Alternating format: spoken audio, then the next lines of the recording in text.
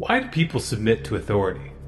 How is it that one man in a uniform can order another man to kill a person that they've never met and who's never done them any harm, and have that order followed over and over and over again? This may seem like an extreme manifestation of obedience, one that you're unlikely to encounter outside of the military or the realm of politics, but the reality of the matter is that the psychological forces which compel people to obey are the same, regardless of the content of the orders given. Stanley Milgram, a psychologist from Yale University, wanted to understand these forces. Specifically, he wanted to know how it was that the German people were convinced to participate in the atrocities of World War II. Were these events due to some unique characteristic in German culture, or was there something else at play? In 1961, he performed a series of social experiments to find out. The experiments were set up as follows. Each test subject was brought into a waiting room where another person was sitting next to them. This other person was an actor. After a short wait, the actor and the test subject were greeted by a man in a white jacket, the kind typically worn by scientists and doctors at the time. The scientists would then explain to them that they were there to participate in an experiment to test whether punishment was an effective way of motivating people to learn. Psychologists have developed several theories to explain how people learn various types of material.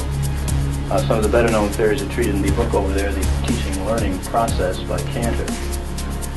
One theory is that people learn things correctly whenever they get punished for making a mistake.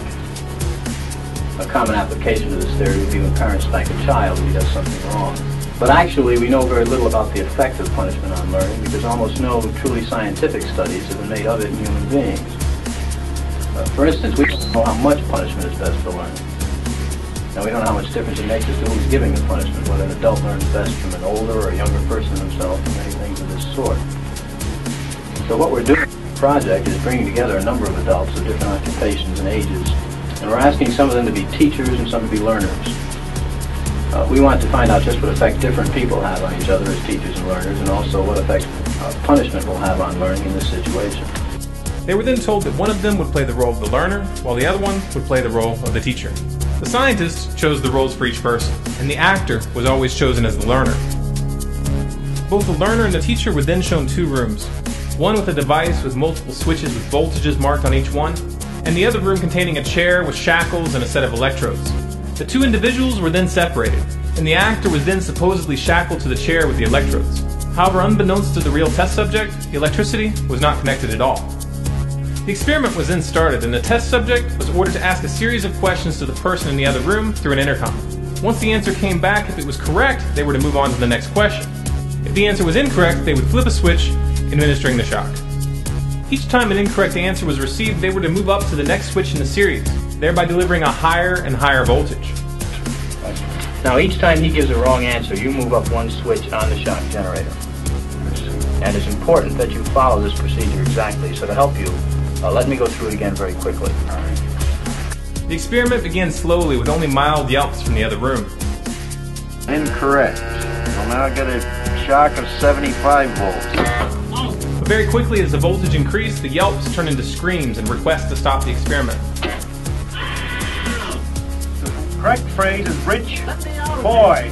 The person that was supposedly receiving the shocks began to complain of a heart condition and begged to be released from the chair. Let me out of here, my heart's bothering me. Let me out, I tell you. Let me out of here, let me out of here. You have no right to hold me here. The next phrase is fast. Let me out, let me out, let me out of here. Let me Bird, out, let me car, train, plane.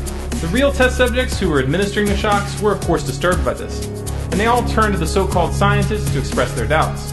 These scientists merely responded by insisting that they must continue. Answer is bare. 240 volts. Next one's sweet. So you go back up to the beginning of that page and go through it again until he's learned them all correctly. Oh, no, I'm not going to kill that man. Do you mean I gotta keep going up with the scale? No, sir, he's already there. I'm not going to give him 450 volts. The experiment requires that you I know continue. it does, but that man is hollering in there, sir. As I said before, although the shocks may be painful, they're not but dangerous. I mean, he's yelling in there. Start with blue, please, at the top of the page. Continue, please, teacher. What do I tell him? We're going over it again? No, just go ahead. Blue, boy, girl, grass, hat. Correct. Nice. Day, sky, job, chair.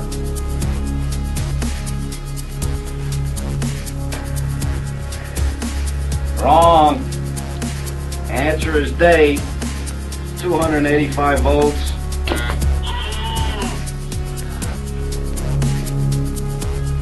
Continue, please. Facts.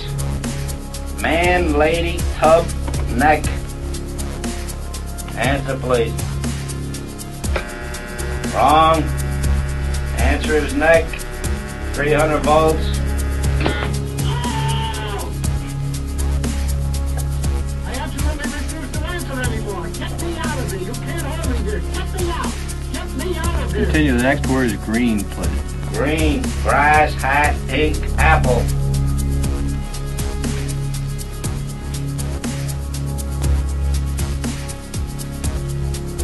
Okay, why? If the learner doesn't answer in a reasonable time, about 4 or 5 seconds, consider the answer wrong and follow the same procedures you have been doing for wrong answers. Say wrong, tell them the number of volts, give them the punishment, read in the correct answer. Oh, man. Continue, please.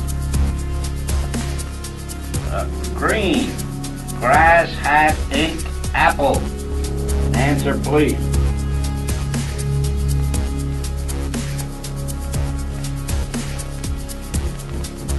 Go on with the procedure, please, teacher. 315 volts. The answer is ink. As incredible as it may seem, for 50 to 65% of all those tested, just this assertion by the man wearing the white jacket was enough to make them continue administering the shock all the way up to the maximum 450 volts, even after the person in the other room abruptly stopped screaming, which would imply that they were dead or unconscious. These experiments have been repeated over and over again using test subjects from all walks of life with virtually identical results. What this means is that more than half of the population would put a random person to death if they were ordered to by a complete stranger that seemed to be in charge. How on earth is this possible? What pushes people to ignore their own conscience and obey an obviously immoral order? The authority of the so-called scientist was based entirely on appearances. He was wearing a white jacket which signified his position. He gave firm and direct orders with no trace of hesitation or doubt, and he presented himself as part of a larger institution, operating in an official capacity. This was his aura of authority.